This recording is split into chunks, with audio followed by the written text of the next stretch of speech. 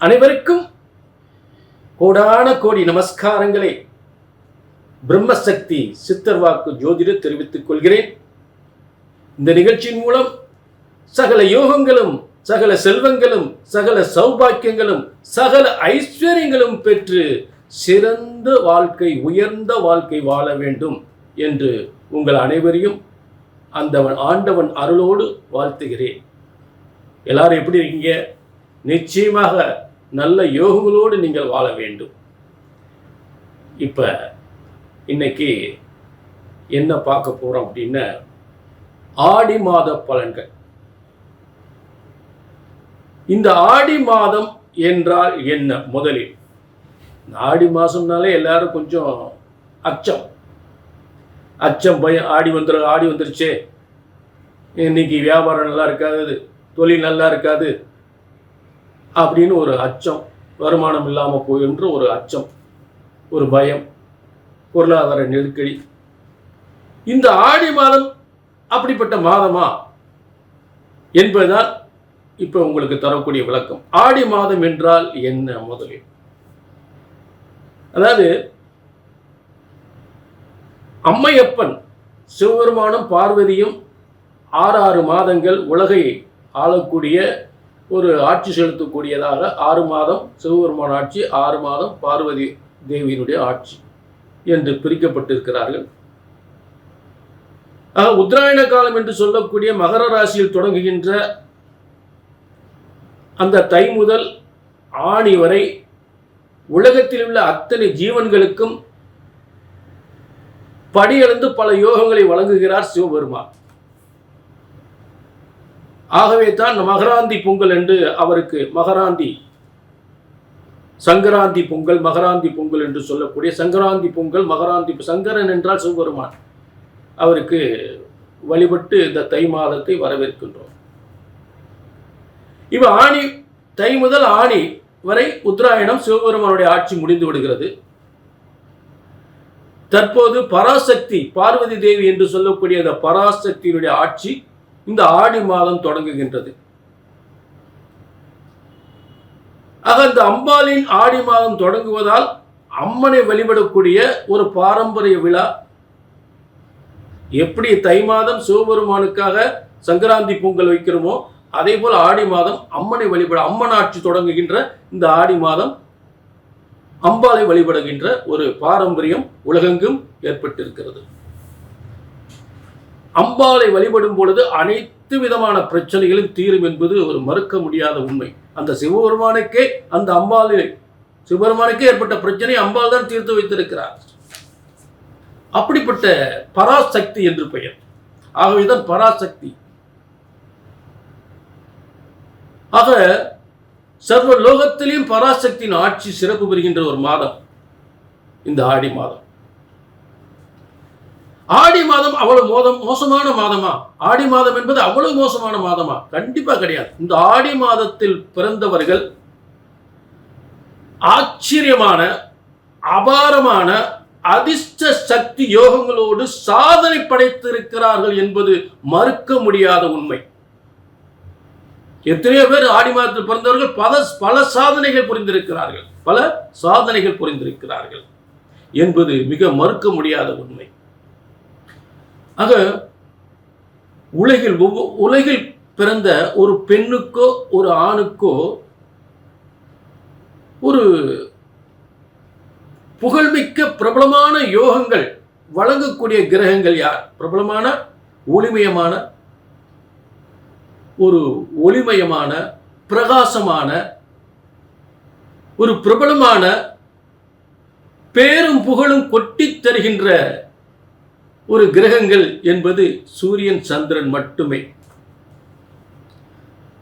அப்படிப்பட்ட ஒளிமயமான வாழ்க்கையை உருவாக்கக்கூடிய ஒரு சூரியன், இன்னொரு ஒளிமயமான வாழ்க்கையை உருவாக்கக்கூடிய சந்திரன் வீடான கடகராசியில் கடகராசியில் இருக்கக்கூடிய அந்த சூரியனின் மாதமே ஆடி மாதம்.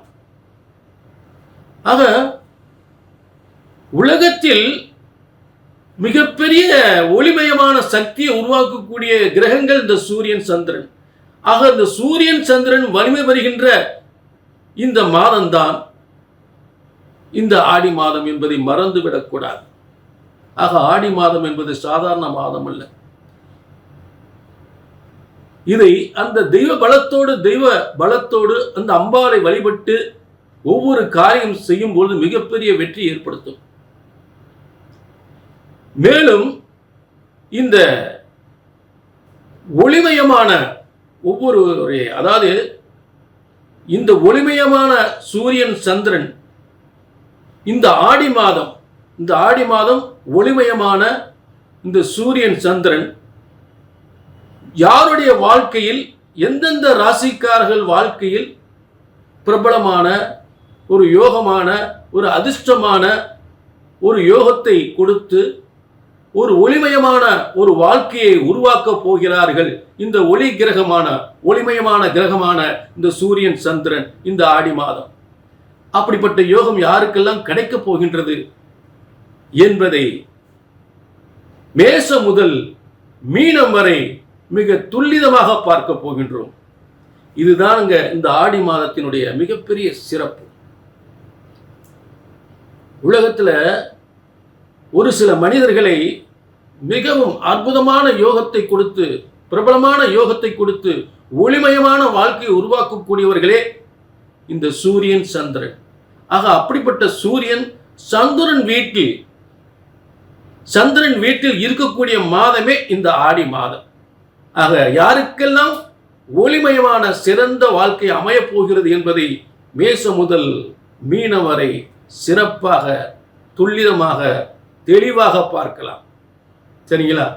இது ஒரு பொது பலன். கண்டிப்பாக உங்கள் தனிப்பட்ட ஜாதகத்தை பார்க்கணும்னா கீழே நம்பருக்கு நோட் பண்ணிக்கங்க, ஒரு அப்பாயின்மெண்ட் வாங்கிக்கங்க. உங்களுடைய சந்தேகங்களை கமெண்டில் சொல்லுங்கள். சரிங்களா? உங்களுடைய வாழ்க்கை எதிர்காலம் தெளிவாக துல்லிதமாக பிரம்மசக்தி சித்தர்வாக்கு ஜோதிடத்தின் மூலம் பிரம்மனால் படைக்கப்பட்ட எல்லாருக்குமே சரியா நடக்கக்கூடிய பிரம்மசக்தி சித்தர்வாக்கு பஞ்சாங்க முறைப்படி உங்கள் ஜாதகம் கணிக்கப்படுகின்றது. கண்டிப்பாக சொன்னது நடக்கும் என்ற உத்தரவாதம். அப்பாயின்மெண்ட் வாங்கிக்கிங்க, ஒரு கமெண்ட்ல சொல்லுங்க உங்களுடைய சந்தேகங்களை. சரிங்களா? இப்ப மீனம் முதல் மீனம் வரை தெளிவான பலன்களை, இந்த ஆடி மாத பலன்களை, அற்புதமான பலன்களை, ஆச்சரியமான பலன்களை பார்க்கலாம். ஆடி மாத பலன்கள் யாருக்கு? கன்னிராசிக்கு.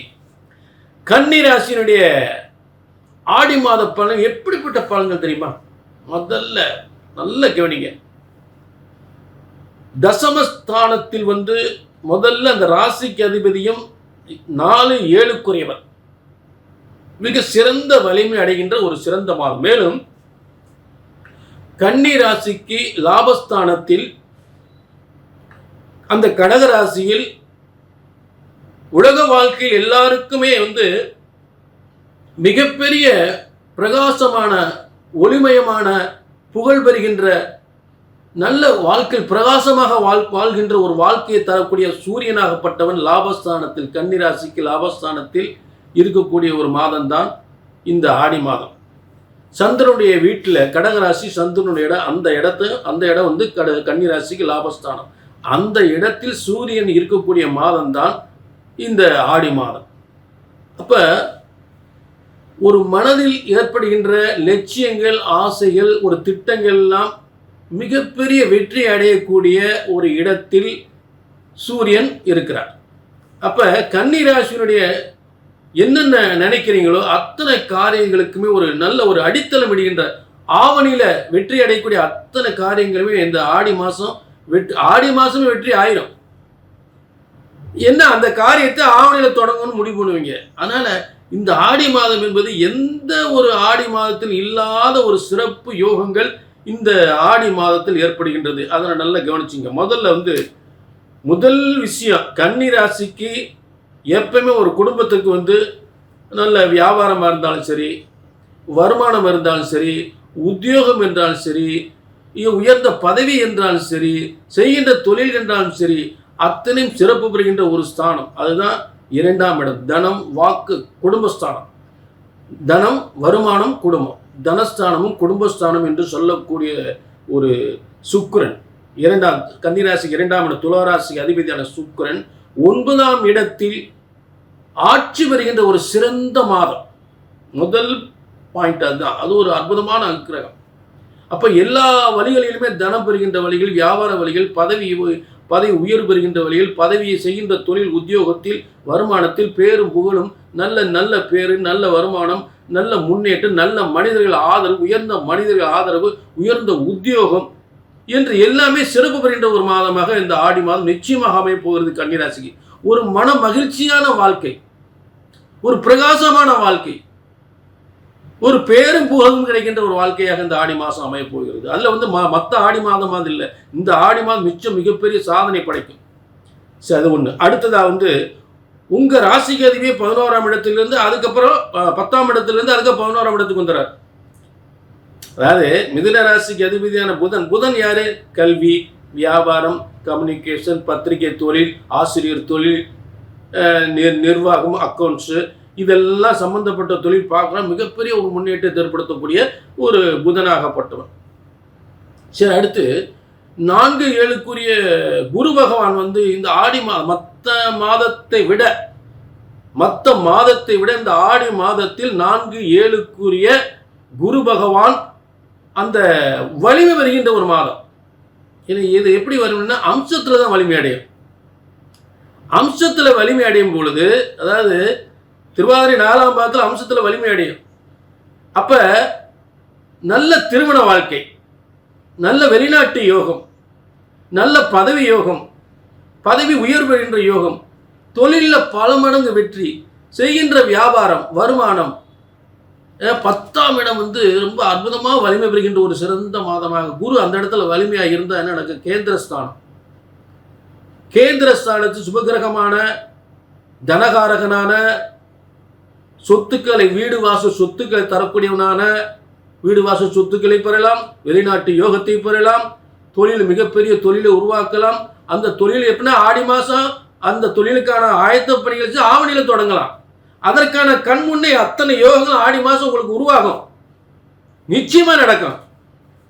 சாதாரண ஆடி மாதம் இல்லை, அனைத்து தெய்வ சக்தியோடு, அனைத்து தெய்வங்களின் அனுகிரகத்தோடு அனைத்து யோகங்களும் கண் முன்னாலே நடக்கும்.